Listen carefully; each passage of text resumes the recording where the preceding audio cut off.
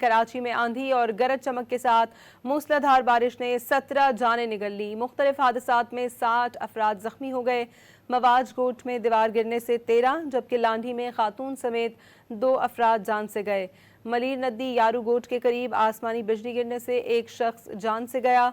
मुतादिद इलाकों में bill boards गिर गए, सोलर प्लेटें उड़ गईं, दरख्त गाड़ियों पर जा गिरे। महकमा मौसमियात के मुताबिक कराची में आज तेज़ बारिश के 1 से 2 स्पेल आ सकते हैं।